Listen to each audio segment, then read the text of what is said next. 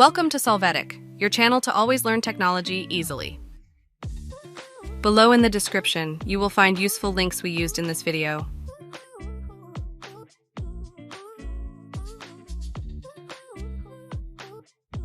Today at Solvetic, we will see how to private my X account. We start by opening X and then clicking on the user icon.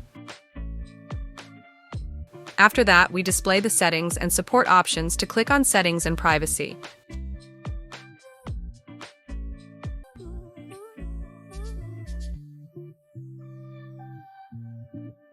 Next, click on Privacy and Safety. Hey, remember to subscribe Solvetic channel.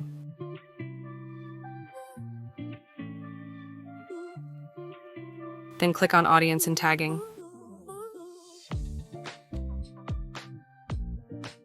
Finally, by activating these options, we will be able to protect our publications and videos so that only future users you follow can see your content and cannot download your videos.